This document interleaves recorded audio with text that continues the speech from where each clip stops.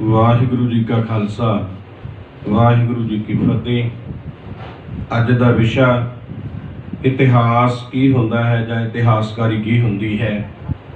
सच्ची वापरी घटना का तथ्यां के आधार उपर विश्लेषण प्रस्तुत करन नूं इतिहास कहते हैं। इतिहास लिखण की कला नूं इतिहासकारी कहा जाता है। एक हुंदा है मन घड़त घटना नूं वधा चढ़ा के पेश करना, उसनूं इतिहास कहते हैं। इतिहास ते मिथिहास विच यही अंतर हुंदा है कि मिथ मन घड़त जां वधा चढ़ा के पेश की जाती है, जदों कि इतिहास वापरी घटना का तथ्यां के आधार के उपर वर्णन करता है। इतिहासकारी नूं भावें विग्यान कहा जाता है, पर सच यह है कि इतिहासकारां लई निरपक्ष रहना लगभग असंभव ही हुंदा है। तत्थ आप नहीं बोलते, इतिहासकार तत्थां नूं बुलाउण दा काम करते हैं। इतिहासकार के टेबल उपर तत्थ इधर उधर खिलरे पे हुंदे हैं, पर वो अपनी मर्जी अनुसार उन्होंने एक तरतीबवार माला वांग परो दिंदा है। पूरी तरह निरपक्ष इतिहास की केवल कल्पना ही की जा सकती है। जो कुछ सचमुच वापरिया है उसका ईमानदारी दे नाल कीता वर्णन ही इतिहास कहलाउंदा है। सिख इतिहास नूं लिखण लिखाउण दा सब तो पहला सुचेत यतन गुरु अंगद पातशाह जी ने किया सी। गुरु नानक पातशाह जी के जीवन वरतांत जन्म साखी के रूप में पहली बार गुरु अंगद पातशाह वेले ही लिखे गए सन। सिख इतिहास के बहुत सारे वेरवे गुरबाणी विच भी मिल जाते हैं। भाई गुरदास जी, कवि सैनापति, रचित गुरसोभा, सुखा सिंह का गुरबिलास, बंसावली नामा, महिमा प्रकाश, ज्ञानी ज्ञान सिंह जी का पंथ प्रकाश आदि सिख इतिहास के सोमे हैं। पर निरापुरा इन्हों सारा इतिहास मनना भी ठीक नहीं होगा। इन्हां लिखतां की समग्री विच इतिहास और मिथिहास का मिलगोभा हो गया है। पाठकां नूं बहुत ही सावधानी नाल इन्हां नूं वख करना पैंदा है। इस कार्य वास्ते पाठक नूं गुरबाणी का ज्ञान और सिख इतिहासकारां की जानकारी होना बहुत जरूरी है। इन्हां ग्रंथां विच बहुत ऊणताइयां हैं। इन्हां ग्रंथां दे लेखकां नूं भूगोल ते इतिहास की सूझ नहीं, गुरमत सिद्धांतां की गहराई का पता नहीं। इन्हां उपर किते ना किते इन्हां उपर किते ना किते वेदांत का बहुत प्रभाव है। साडे इतिहास नाल संबंधित ग्रंथां विच इतिहास ते मिथिहास का मिलगोभा हो चुका है। इन्हां ग्रंथां दे रचनहार इतिहासकार नहीं सगों कवि सन। कवि ते इतिहासकार विच बहुत फर्क हुंदा है ते दोहां दा काम भी वख-वख हुंदा है। कवि जज्बाती ते भावुक हो के लिखते हैं, उसका विश्लेषण नहीं करते। साडे उपरोक्त ग्रंथां विच गुरु उपमा है। इतिहासकार इन्हां ग्रंथां जो अपने काम की समग्री लभ सकते हैं। इतिहासकारी विच विश्लेषण होना हुंदा है। इत्थे जज्बात ते भावुकता का कोई काम नहीं। इतिहासकार लई 35 महापुरुष जिन्हां दी बाणी श्री गुरु ग्रंथ साहिब अंदर दर्ज है एक मनुख हैं। वैसे जे देखिया जाए तो ये महापुरुषों ने मनुखी जाति विच जन्म लैके मनुख वांगू विचर के जिउना ही सिखाया है कि मनुखी जाति विच किस तरह वधिया जीवन जिउना है। क्योंकि इतिहास विच देव पुरुषों का विश्लेषण नहीं हुंदा। हर इंसान का मानसिक पद्धर अड्डो अड्ड हुंदा है। इसे करके लिखतां विच भिन्नता है ते फर्क है। हर लेखक किसी धर्म या सभ्यता नाल संबंधित होने करके उसके प्रभाव हेठ लिखता है। संसार का जिन्ना भी इतिहास मिलता है ये जेतू लोगों वालों लिखिया इतिहास हुंदा है। इतिहास सच हुंदा है, वापरियां हुई घटनावां का वर्णन हुंदा है, पर गुलामां का कोई इतिहास नहीं हुंदा। राज शक्ति, बहुगिणती, पैसा, प्रचार, मीडिया नाल झूठ नूं सच बना दिता जाता है, जो कि अजोके समय विच वरतारा वेखण नूं मिल रहा है। अज ਦੂਜੇ ਧਰਮਾਂ ਦੇ ਇਤਿਹਾਸ ਨੂੰ ਇਤਿਹਾਸ ਬਣਾਉਣ ਦਾ ਯਤਨ ਕੀਤਾ ਜਾ ਰਿਹਾ ਹੈ। ਇਤਿਹਾਸਕ ਵਸਤਾਂ ਰਾਹੀਂ ਵੀ ਯਾਦ ਜੁੜੀ ਹੁੰਦੀ ਹੈ, ਇਸੇ ਲਈ ਵਸਤਾਂ ਵੀ ਨਸ਼ਟ ਕਰ ਦਿੱਤੀਆਂ ਜਾਂਦੀਆਂ ਹਨ। ਮਹਾਤਮਾ ਬੁੱਧ ਦੇ ਥਾਂ ਥਾਂ ਤੇ ਟੁੱਟੇ ਹੋਏ ਬੁੱਤ, ਸਿੱਖਾਂ ਦੇ ਗੁਰਦੁਆਰੇ, ਮੰਦਰ, ਮਸਜਿਦ, ਰੈਫਰੈਂਸ ਲਾਇਬ੍ਰੇਰੀ ਆਦਿ ਤਬਾਹ ਕਰ ਦਿੱਤੇ, ਕਿਉਂਕਿ ਇਹ ਸਿੱਖ ਧਰਮ ਦੇ ਇਤਿਹਾਸਕ ਸਰੋਤ ਸਨ। ਅੱਜ ਦਾ ਪਾਠਕ ਸਿੱਖ ਇਤਿਹਾਸ ਪੜ੍ਹ ਕੇ ਕਈ ਵਾਰ ਹੈਰਾਨ ਹੋ ਜਾਂਦਾ ਹੈ ਕਿ ਉਸ ਦੀ ਬੁੱਧ ਜਾਂ ਮਨ ਕੁਝ ਗੱਲਾਂ ਮੰਨਣ ਤੋਂ ਇਨਕਾਰੀ ਹੋ ਜਾਂਦਾ ਹੈ। ਨਿਸ਼ਚੇ ਹੀ ਅਜਿਹੀਆਂ ਘਟਨਾਵਾਂ ਜਿਨ੍ਹਾਂ ਨੂੰ ਅਸੀਂ ਕਰਾਮਾਤਾਂ ਨਾਲ ਜੋੜ ਦਿੱਤਾ, ਅਜਿਹੀਆਂ ਗੱਲਾਂ ਪਾਠਕ ਦੇ ਹਾਜ਼ਮ ਨਹੀਂ ਆਉਂਦੀਆਂ।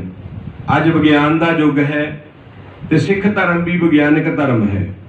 ਵਿਗਿਆਨ ਅਤੇ ਧਰਮ ਦਾ ਆਪਸ ਵਿੱਚ ਡੂੰਘਾ ਸੰਬੰਧ ਹੈ, ਕਿਉਂਕਿ ਦੋਵੇਂ ਮਨੁੱਖੀ ਜੀਵਨ ਨੂੰ ਸੌਖਾ ਤੇ ਖੁਸ਼ਹਾਲ ਬਣਾਉਂਦੇ ਹਨ। ਜਦੋਂ ਕੋਈ ਮਾਣ ਕਰਨ ਜੋਗੀ ਯਾਦ ਹੀ ਪੱਲੇ ਨਾ ਰਹੀ ਤਾਂ ਮਾਣ ਢਹਿ ਢੇਰੀ ਹੋ ਜਾਂਦਾ ਹੈ।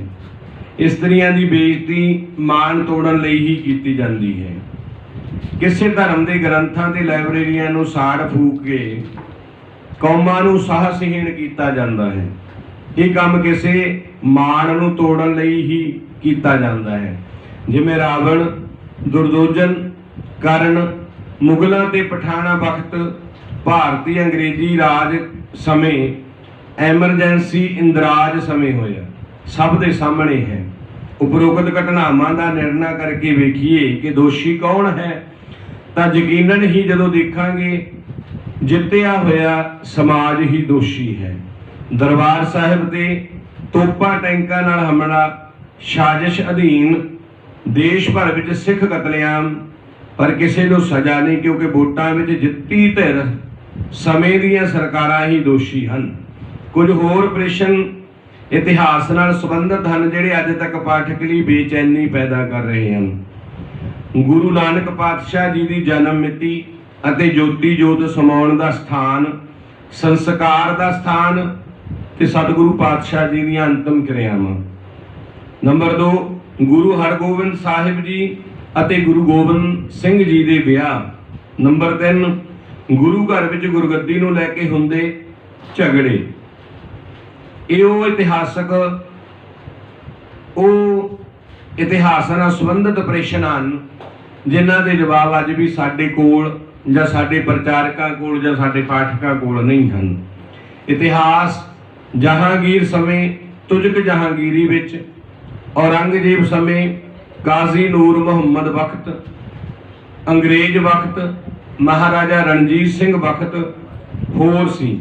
ਪਰ ਅੱਜ ਸਿੱਖਾਂ ਬਾਰੇ ਗਲਤ ਲਿਖਿਆ ਜਾ ਰਿਹਾ ਹੈ। ਪਰ ਉਪਰੋਕਤ ਇਤਿਹਾਸ ਪੜ੍ਹ ਕੇ ਦੇਖੋ ਕਿ ਇਹ ਸਿੱਖ ਇਤਿਹਾਸ ਕੀ ਸੀ। ਬਾਹਰਲੀਆਂ ਕੰਟਰੀਆਂ ਦੀਆਂ ਸਰਕਾਰਾਂ ਅੱਜ ਪੜਚੋਲ ਕਰਕੇ ਇਹ ਕਹਿ ਰਹੀਆਂ ਹਨ ਕਿ ਦੁਨੀਆ ਭਰ ਦੇ ਰਾਜ ਵਿੱਚੋਂ ਸਭ ਤੋਂ ਵਧੀਆ ਰਾਜ ਖਾਲਸਾ ਰਾਜ ਮਹਾਰਾਜਾ ਰਣਜੀਤ ਸਿੰਘ ਦਾ ਸੀ, ਜਿਨ੍ਹਾਂ ਨੇ 40 ਸਾਲ ਰਾਜ ਕੀਤਾ। ਦੁਨੀਆ ਭਰ ਦੇ ਗਿਣੇ ਚੁਣੇ ਸੂਰਮਿਆਂ ਵਿੱਚੋਂ ਪਹਿਲੇ ਨੰਬਰ ਦਾ ਸੂਰਮਾ ਸਿੱਖ ਜਰਨੈਲ ਯੋਧਾ ਸਰਦਾਰ ਹਰੀ ਸਿੰਘ ਨਲੂਆ ਜੀ ਸਨ। ਸਭ ਤੋਂ ਮਾਣਯੋਗ ਇਤਿਹਾਸ ਮਹਾਰਾਜਾ ਰਣਜੀਤ ਸਿੰਘ ਤੋਂ ਸ਼ੁਰੂ ਹੋਇਆ। ਡਾਕੂ, ਕਾਤਲ ਸਰਦਾਰ ਬਣ ਗਏ। ਸਰਦਾਰਾਂ ਨੂੰ ਡਾਕੂ, ਕਾਤਲ, ਲੁਟੇਰੇ ਬਣਾ ਦਿੱਤਾ। ਮੁਸਲਮਾਨਾਂ, ਹਿੰਦੂਆਂ ਤੇ ਅੰਗਰੇਜ਼ਾਂ ਸਭ ਨੇ ਸਿੱਖਾਂ ਦੀ ਸ਼ਲਾਘਾ ਕੀਤੀ। ਸ਼ਾਹ ਮੁਹੰਮਦ ਕਾਦਰ ਯਾਰ, ਮਟਕ, ਅਬੁਲ ਤੁਰਾਨੀ, ਅੱਲਾ ਯਾਰ ਖਾਂ ਜੋਗੀ, ਮੈਕਾਲਿਫ, ਕਨਿੰਗਮ ਆਦਿ ਨੇ ਸਿੱਖਾਂ ਦੀ ਤਾਰੀਫ ਕੀਤੀ ਹੈ। ਅੱਜ ਯੂਨੀਵਰਸਿਟੀਆਂ ਦਾ ਕੰਮ ਜੋ ਹੋ ਰਿਹਾ ਹੈ ਉਹ ਕੇਂਦਰੀ ਸਰਕਾਰ ਦੇ ਦਬਾਅ ਥੱਲੇ ਹਨ। ਅੱਜ ਬਿਜਲੀ, ਪਾਣੀ, ਰਾਜਧਾਨੀ, ਪੰਜਾਬੀ ਇਲਾਕੇ, 5 ਕਕਾਰ ਜੋ ਕਿ ਪਾਰਲੀਮੈਂਟ ਵਿੱਚ ਨਹੀਂ ਲਿਜਾ ਸਕਦੇ, ਇਹ ਹੱਕ ਸਾਡੇ ਕੋਲ ਖੋਹ ਲਏ ਗਏ ਹਨ। ਸ਼੍ਰੋਮਣੀ ਕਮੇਟੀ ਇਸ ਪੱਖੋਂ ਪੂਰੀ ਦੋਸ਼ੀ ਹੈ। ਕੋਈ ਮਹੱਤਵਪੂਰਨ ਕੰਮ ਨਹੀਂ ਕੀਤਾ। ਸ਼੍ਰੋਮਣੀ ਗੁਰਦੁਆਰਾ ਪ੍ਰਬੰਧਕ ਕਮੇਟੀ ਨੇ ਹੋਰ ਮਹੱਤਵਪੂਰਨ ਤਾਂ ਕੀ ਕੰਮ ਕਰਨਾ ਸੀ। ਆਪ ਜਾਣਦੇ ਹੋ ਕਿ ਪਿਛਲੇ ਦਿਨਾਂ ਵਿੱਚ ਸ੍ਰੀ ਗੁਰੂ ਗ੍ਰੰਥ ਸਾਹਿਬ ਜੀ ਦੇ 328 ਸਰੂਪ ਜੋ ਕਿ ਲਾਪਤਾ ਹਨ। ਕਿੱਡੀ ਵੱਡੀ ਅਣਗਹਿਲੀ ਜਿਹੜੀ ਸ਼੍ਰੋਮਣੀ ਗੁਰਦੁਆਰਾ ਪ੍ਰਬੰਧਕ ਕਮੇਟੀ ਗੁਰੂ ਘਰਾਂ ਦੇ ਸੰਭਾਲ ਤੇ ਸਿੱਖੀ ਦੇ ਪ੍ਰਚਾਰ ਲਈ ਬਣੀ ਸੀ। ਬਾਕੀ ਸਾਰਾ ਕੁਝ ਸੰਭਾਲਿਆ ਜਾ ਰਿਹਾ ਹੈ। 328 ਸਰੂਪ ਸ੍ਰੀ ਗੁਰੂ ਗ੍ਰੰਥ ਸਾਹਿਬ ਜੀ ਦੇ ਇੱਥੇ ਪੰਜਾਬ ਵਿੱਚ ਲਾਪਤਾ ਗੁੰਮ ਹਨ। 450 ਸਰੂਪ ਉਹ ਜੋ ਵਿਦੇਸ਼ਾਂ ਵਿੱਚ ਗਿਆ ਸੀ ਸਮੁੰਦਰੀ ਜਹਾਜ਼ ਰਾਹੀਂ, ਉਹ ਵੀ ਸਲਾਬਿਆ ਪਿਆ ਹੈ। ਉਹ ਵੀ ਪਤਾ ਨਹੀਂ ਕਿੱਧਰ ਇਹਨਾਂ ਨੇ ਕਿੱਥੇ ਰੱਖਣਾ ਹੈ। ਭਾਵ ਕੁੱਲ ਮਿਲਾ ਕੇ 750 800 ਸ੍ਰੀ ਗੁਰੂ ਗ੍ਰੰਥ ਸਾਹਿਬ ਜੀ ਦੇ ਸਰੂਪ ਪ੍ਰਤੀ ਏਡੀ ਵੱਡੀ ਲਾਪਰਵਾਹੀ ਸ਼੍ਰੋਮਣੀ ਗੁਰਦੁਆਰਾ ਪ੍ਰਬੰਧਕ ਕਮੇਟੀ ਕਿਵੇਂ ਕਰ ਸਕਦੀ ਹੈ। ਗੁਰੂ ਗੋਬਿੰਦ ਸਿੰਘ ਜੀ ਨੇ ਜੰਗਾਂ ਸਮੇਂ ਪੜ੍ਹਾਈ ਲਿਖਾਈ ਜਾਰੀ ਰੱਖੀ। 52 ਕਵੀ ਜਾਗਰਿਤ ਕਰ ਰਹੇ ਸਨ। ਅੱਜ ਅਸੀਂ ਵਿਅਕਤੀਗਤ ਹੰਭਲੇ ਕਈਆਂ ਨੇ ਮਾਰੇ, ਪਰ ਵੱਡੇ ਪੈਮਾਨੇ ਤੇ ਸੰਸਥਾਪਕ ਕੰਮ ਕੋਈ ਨਹੀਂ ਕਰ ਸਕੇ। ਅੱਜ ਸਾਧ ਲਾਣੇ ਵੱਲੋਂ ਅਤੇ ਪ੍ਰਬੰਧਕਾਂ ਵੱਲੋਂ ਸਿੱਖਾਂ ਨੂੰ ਅਨਪੜ੍ਹ ਰੱਖਣ ਦਾ ਪੂਰਾ ਟਿੱਲ ਲੱਗਾ ਹੋਇਆ ਹੈ, ਕਿਉਂਕਿ ਗੁਰਦੁਆਰਿਆਂ ਵੱਲੋਂ ਪੈਸਾ ਬਿਲਡਿੰਗਾਂ ਤੇ, ਸਾਧਾਂ ਸੰਤਾਂ ਵੱਲੋਂ ਪੈਸਾ ਡੇਰਿਆਂ ਤੇ ਅੰਨ੍ਹੇਵਾਹ ਲਗਾਇਆ ਜਾ ਰਿਹਾ ਹੈ। ਬਸ ਇਹੀ ਕਿਹਾ ਜਾ ਰਿਹਾ ਹੈ, ਸ਼ਰਧਾ ਰੱਖੋ, ਵਿਸ਼ਵਾਸ ਰੱਖੋ। ਅਕਲ ਦੀ, ਸਮਝ ਦੀ, ਗੁਰਬਾਣੀ ਗਿਆਨ ਦੀ ਗੱਲ ਨਹੀਂ ਸਮਝਾਈ ਜਾ ਰਹੀ। ਜ਼ਿੰਦਗੀ ਨੂੰ ਸੋਹਣੀ ਕਿਵੇਂ ਬਣਾਉਣਾ ਹੈ, ਵਧੀਆ ਜੀਵਨ ਕਿਵੇਂ ਜਿਉਣਾ ਹੈ। ਅੱਜ ਚੇਤਨਾ ਮਾਰਚ, ਵਿਸ਼ਵ ਸਿੱਖ ਸੰਮੇਲਨ, ਹੋਰ ਸ਼ਤਾਬਦੀਆਂ ਤੇ ਅਰਬਾਂ ਰੁਪਇਆ ਬਰਬਾਦ ਕੀਤਾ ਜਾ ਰਿਹਾ, ਪਰ ਪ੍ਰਾਪਤੀ ਕੱਖ ਵੀ ਨਹੀਂ। ਆਊਟਪੁੱਟ ਜ਼ੀਰੋ ਹੈ। ਅਸੀਂ ਬਰਬਾਦੀ ਵੱਲ ਹੀ ਵੱਧ ਰਹੇ ਹਾਂ। ਸਿੱਖ ਧਰਮ ਇੱਕ ਪ੍ਰੈਕਟੀਕਲ ਧਰਮ ਹੈ। ਇੱਥੇ ਮਨੁੱਖ ਨੂੰ ਪ੍ਰੈਕਟੀਕਲ ਜੀਵਨ ਸਿਖਾਇਆ ਜਾਂਦਾ ਹੈ, ਕਿਉਂਕਿ ਸ੍ਰੀ ਗੁਰੂ ਗ੍ਰੰਥ ਸਾਹਿਬ ਜੀ ਅੰਦਰ 35 ਮਹਾਂਪੁਰਸ਼ਾਂ ਦੀ ਜਿਨ੍ਹਾਂ ਦੀ ਬਾਣੀ ਦਰਜ ਹੈ, ਉਹਨਾਂ ਨੇ ਪ੍ਰੈਕਟੀਕਲ ਜੀਵਨ ਜਿਉਂ ਕੇ ਦਿਖਾਇਆ ਕਿ ਇਸ ਤਰ੍ਹਾਂ ਦੁਨੀਆ ਵਿੱਚ ਰਹਿੰਦੇ ਹੋਏ ਜੀਵਨ ਸੱਚਾ ਬਣਾਉਣਾ ਹੈ, ਸੱਚ ਨਾਲ ਜੁੜਨਾ ਹੈ, ਸੱਚ ਲਈ ਲੜਨਾ ਹੈ ਤੇ ਸੱਚ ਲਈ ਸੰਘਰਸ਼ ਕਰਨਾ ਹੈ। ਇਹੀ ਸਿੱਖ ਦਾ ਨਿਸ਼ਾਨਾ ਹੈ।